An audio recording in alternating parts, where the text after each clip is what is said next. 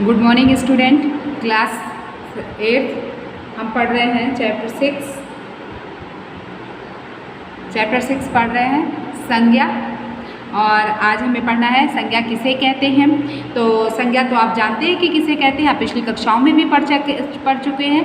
संज्ञा क्या कहलाती है? किसी भी व्यक्ति, वस्तु, स्थान, भाव आदि के नाम को संज्ञा कहते हैं, है ना। तो जैसे देखिए, इस पैराग्राफ को ध्यान से पढ़िए। रोहन बाजार जा रहा था, रास्ते में उसे एक कुत्ता बेहोश पड़ा मिला। रोहन ने उसे उठाया, घर लाकर उसे दूध पिलाया और उसने कुत्ते को बहुत प्यार किया। इस प्रकार दोनों में मित्रता हो गई। अब इन वाक्यों में ध्यान से देखिए। रोहन क्या है? व्यक्ति का नाम है। और घर क्या है? स्थान का नाम है ना। तो ये संज्ञा देखिए, व्यक्ति का नाम हो गया, स्थान का नाम हो गया, और मित्रता क्या है? उसका गुण है या भाव का नाम है। ये उसका गुण था और ये उसके अंदर का भाव है। ये सभी क्या है? संज्ञा शब्द है। तो समझ में आया संज्ञा क्या कहलाते हैं? तो व्यक्ति का नाम हो, स्थान का नाम हो, या गुण या भाव का नाम हो, तो वो क्या कहलाएगा? संज्ञा कहलाएगा। तो इस प्रकार आपकी परिभाषा हो गई। किसी वस्तु, प्राणी, स्थान अथवा भाव के नाम का बोध कराने वाले शब्दों को संज्ञा कहते हैं। तो इस तरह आप अपनी से नोटबुक में लिख लीजिएगा। संज्ञा के 3 भेद होते हैं। कौन कौन से? व्यक्तिवाचक संज्ञा, जातिवाचक संज्ञा और भाववाचक संज्ञा। व्यक्तिवाचक संज्ञा, जातिवाचक संज्ञा और भाववाचक संज्ञा। तो व्यक्तिवाचक संज्ञा क्या कहलाती है? इसे अंडरलाइन कर लीजिए। किसी विशेष प्राणी, व्यक्ति, वस्तु अथवा स्थान के नाम का बोध कराने वाले शब्दों को व्यक्तिवाचक संज्ञा कहते हैं। तो क्या हो? किसी विशेष प्राणी, व्यक्ति, वस्तु अथवा स्थान के नाम का बोध कराने वाले शब्दों को व्यक्तिवाचक संज्ञा कहते हैं। जैसे तुलसीदास ने रामचरितमानस लिखी, तो तुलसीदास विशेष व्यक्ति हैं और उनकी जो रचना है रामचरितमानस वह भी विशेष है, इसलिए ये व्यक्तिवाचक संज्ञा है। जवाहरलाल नेहरू विशेष हैं, भारत के प्रथम प्रधानमंत्री थे, इन्हें सब कोई जानता है, विशेष व्यक्ति हैं, इसलिए ये व्यक्तिवाचक संज्ञा है। कुतुब मीनार दिल्ली में स्थित है। कुतुब मीनार के बारे में सभी लोग जानते हैं कि दिल्ली में ही है, और कुतुब मीनार कैसा है इसके बारे में सब लोग जानते हैं, ये विशेष है, इसलिए ये व्यक्तिवाचक संज्ञा है। उपयुक्त वाक्य में तुलसीदास जवाहरलाल नेहरू से किसी विशेष व्यक्ति, रामचरितमानस से किसी विशेष पुस्तक और भारत तथा दिल्ली से किसी विशेष स्थान या कुतुब मीनार से किसी विशेष इमारत का बोध हो रहा है, अतः ये व्यक्तिवाचक संज्ञा है। जातिवाचक संज्ञा, जिस संज्ञा शब्द से किसी संपूर्ण जाति का बोध होता है उसे जातिवाचक संज्ञा कहते हैं। तो जिस संज्ञा शब्द से किसी संपूर्ण जाति का बोध हो उसे जातिवाचक संज्ञा कहते हैं। जैसे सैनिक देश की सीमाओं की रक्षा करते हैं, तो सैनिक जो है ये इसका है संपूर्ण सैनिक जाति का बोध हो रहा है, इसलिए ये कौन सी संज्ञा है? जातिवाचक संज्ञा है। बंदर पूरी बंदर जाति का बोध हो रहा है, इसलिए ये जातिवाचक संज्ञा है। जंगल पूरे जंगल समूह का मतलब पूरे जंगल का वर्णन, जंगल में बहुत से पशु पक्षी रहते हैं, मतलब कि जंगल की क्या है? जातिवाचक संज्ञा है, क्योंकि ये जाति का बोध करा रहा है। आजकल सभी शहरों में प्रदूषण है, तो सभी शहरों में प्रदूषण है, सभी शहरों की बात हो रही है, इसलिए ये क्या है? जातिवाचक विशेषण है।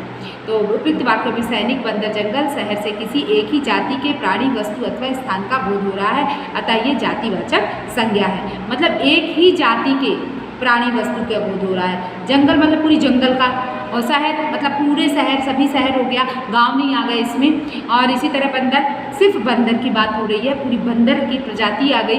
सैनिक, पूरी सैनिक की प्रजाति आ गई, इसलिए ये जातिवाचक संज्ञा कहलाएगा। किसी एक ही जाति के प्राणी, वस्तु अथवा स्थान का बोध हो रहा है, अतः ये जातिवाचक संज्ञा है। अंग्रेजी व्याकरण के प्रभाव से कुछ विद्वान संज्ञा के 2 और भेद मानते हैं जो जातिवाचक संज्ञा के अंतर्गत ही आते हैं, जैसे समूहवाचक संज्ञा और द्रव्यवाचक संज्ञा। समूहवाचक संज्ञा क्या कहलाती है? किसी समूह अथवा समुदाय का बोध कराने वाले शब्दों को समूहवाचक संज्ञा कहते हैं। जैसे विद्यार्थी, जनता, पुलिस, भीड़, कक्षा, सेना, झुंड आदि। फिर है पुस्तकालय में विद्यार्थी पुस्तक पढ़ रहे थे। तो ये कौन सी संज्ञा हुई पुस्तकालय में? विद्यार्थी पुस्तक पढ़ रहे थे। अन्ना हजारे के नेतृत्व में जनता ने भ्रष्टाचार के विरुद्ध जुलूस निकाला। तो यहाँ पर समूह का बोध हो रहा है। कौन सा? देखिए विद्यार्थी, एक विद्यार्थी नहीं, विद्यार्थी में पूरे बहुत सारे विद्यार्थी हैं, इसलिए ये समूह का बोध करा रहे, इसलिए समूहवाचक संज्ञा है। तो जनता मतलब जनता कोई एक व्यक्ति से जनता नहीं बनती, जनता में मतलब बहुत सारे लोग होंगे तभी उसे हम जनता कहेंगे, किसी एक व्यक्ति को जनता नहीं कहेंगे।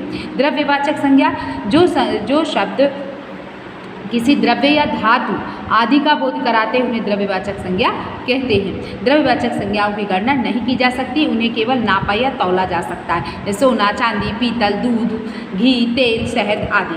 भाववाचक संज्ञा किसी प्राणी या वस्तु के गुण, दोष, भाव अथवा दशा का बोध कराने वाले शब्दों को भाववाचक संज्ञा कहते हैं। जैसे कौवा प्यासा है, तो प्यास क्या है? ये भाव है, प्यास दिखाई देती है, छू सकते हैं नहीं।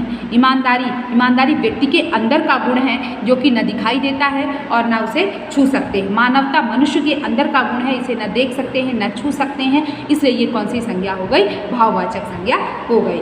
इसके बाद है भाववाचक संज्ञाओं की रचना कैसे की जाती है। कुछ संज्ञाएं मूल रूप से भाववाचक संज्ञाएं ही भाववाचक संज्ञा होती हैं, परंतु कुछ संज्ञाओं को जातिवाचक संज्ञा, सर्वनाम, क्रिया विशेषण और अव्यय आदि शब्दों से बनाया जाता है। जातिवाचक संज्ञाओं से भाववाचक संज्ञा, ठीक है, इसे ध्यान से देखिए। जैसे स्त्री का भाववाचक बन गया स्त्रीत्व।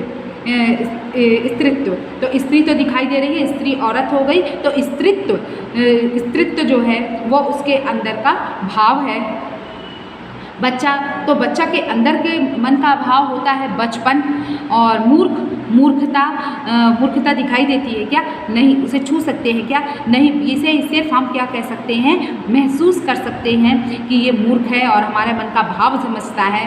और तरुण का तरुणाई, इसी तरह शत्रु का शत्रुता, माता का मातृत्व, नेता का नेतृत्व, वीर का वीरता, अपना का अपनत्व, आप का आपा, सर्व का सर्वस्व, स्व का स्वत्व, जीना का जीवन, लिखना का लिखावट, मुस्कुराना का मुस्कान, लेना देना लेन देन, धोना धुलाई, चिल्लाना चिल्लाहट, खेलना खेल, उतरना उतराई, मिलना मिलन, उभरना उभार। विशेषण शब्दों से भाववाचक संज्ञा बनाना। तो विशेषण शब्दों से कैसे भाववाचक संज्ञा बनेगी? विशेषण जैसे उदासीन, तो उदासीनता, एकता, विस्तार, लंबा लंबाई, हरा हरियाली, कृत्रिमता, पुरुष पुरुषत्व, इंसान इंसानियत, मानव मानवता, लड़का लड़कपन, गुरु गुरुता। सर्वनाम से कैसे भाववाचक संज्ञा बनेगी? पराया परायापन, निज निजत्व, अहम अहंकार, मम ममता। जैसे चलना चाल, गाना गाना, गान बोलना बोल, लड़ना लड़ाई। इस तरह जो है क्रिया से भाववाचक संज्ञा बनाई जाती हैं। विशेषण भाववाचक संज्ञा, विशेषण जैसे समता, चालाक चालाकी, अमर अमरत्व, चौड़ा चौड़ाई, निपुण निपुणता, विषम विषमता। इस तरह अव्यय शब्दों से भाववाचक संज्ञा बनती है।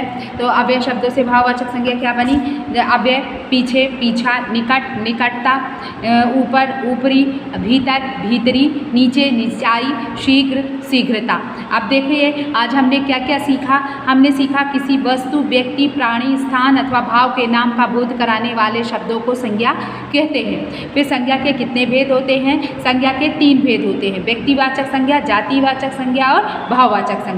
तो कि व्यक्तिवाचक संज्ञा के अंतर्गत आपने क्या जाना कि व्यक्ति, किसी भी विशेष व्यक्ति, वस्तु और स्थान के नाम को क्या कहते हैं? व्यक्तिवाचक संज्ञा कहते हैं। जाति जो है किसी जाति का बोध, विशेष जाति का बोध कराया जाए तो वहाँ पर जो शब्द विशेष जाति का बोध कराता है वो क्या कहलाता है? जातिवाचक संज्ञा कहलाती है। भाववाचक संज्ञा जो किसी के भाव का बोध कराए वो भाववाचक संज्ञा कहलाती है। समूह या समुदाय का बोध कराने वाले शब्द समूहवाचक संज्ञा कहलाते हैं। किसी पदार्थ अथवा द्रव्य का बोध कराने वाले शब्दों को द्रव्यवाचक संज्ञा कहते हैं। तो जैसे लिखा हुआ है, ठीक है, अब समझ में आ गया कि द्रव्यवाचक संज्ञा के अंतर्गत क्या क्या आया। जैसे तेल है, सोना है, चांदी है, तो द्रव्य या धातु हो तो उसे हम क्या कहेंगे? द्रव्यवाचक संज्ञा कहेंगे। चलिए अब हम अपनी बुक फिल करते हैं, तो ध्यान से देखिए। जैसे लिखा हुआ है क्वेश्चन नंबर 1, सही विकल्प पर सही का चिन्ह लगाइए। तो डॉक्टर राजेंद्र प्रसाद के लिए संज्ञा भेद है। संज्ञा कौन सा भेद है? डॉक्टर राजेंद्र प्रसाद को तो सभी लोग जानते हैं, इसलिए कौन सी संज्ञा है? विशेष व्यक्ति है, इसलिए ये व्यक्तिवाचक संज्ञा है। टिक लगा लीजिए। निम्न में जातिवाचक संज्ञा क्या है? शिशु, शिशु जाति का बोध हो रहा है। और निम्न शब्दों में से भाववाचक संज्ञा नहीं बनेगी। ताजमहल से भाववाचक संज्ञा नहीं बनेगी। ऊपर अव्यय शब्द से भाववाचक बनेगा क्या? ऊपरी। क्वेश्चन आंसर आपकी बुक में अंडरलाइन करवा लिया, आप अपना कर लीजिएगा। इसी तरह अब है सही कथन के सामने सही तथा गलत कथन के सामने गलत का चिन्ह लगाइए। तो हिंदी में संज्ञा के 3 भेद माने जाते हैं। सही है, व्यक्तिवाचक संज्ञा किसी भाव या विशेषता का पता चलता है। गलत है। भाववाचक संज्ञा का बहुवचन रूप जातिवाचक हो जाता है। गलत है। समूह का बोध कराने वाले शब्द समुदायवाचक कहलाते हैं। ये सही है। निम्नलिखित शब्दों से भाववाचक संज्ञा बनाइए। तो शत्रु का शत्रुता, लिखना का लिखावट, पुरुष का पुरुषत्व, सज्जन का सज्जनता, महान का महानता, हिंदू का हिंदुत्व, पीछे का पीछा, थकना का थकावट।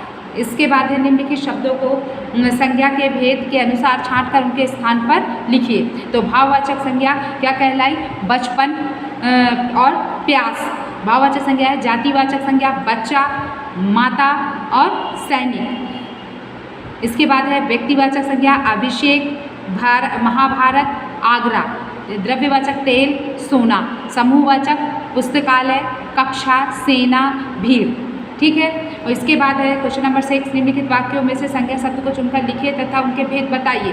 तो आज बहुत गर्मी है, तो इसमें गर्मी क्या है? संज्ञा है। ठीक है। और ये कौन सी संज्ञा है? भाववाचक संज्ञा है। गंगा एक पवित्र नदी है। गंगा नदी के बारे में विशेष नदी है, इसलिए ये व्यक्तिवाचक संज्ञा है। आयुष पढ़ रहा है, ये कौन सी संज्ञा है? भाववाचक संज्ञा है। श्री कृष्ण और सुदामा में गहरी मित्रता थी, ये भाववाचक संज्ञा है। ठीक है। इस तरह आप अपनी बुक फिल कर लीजिए। जो डाउट हो डाउट क्लास में पूछ लीजिए।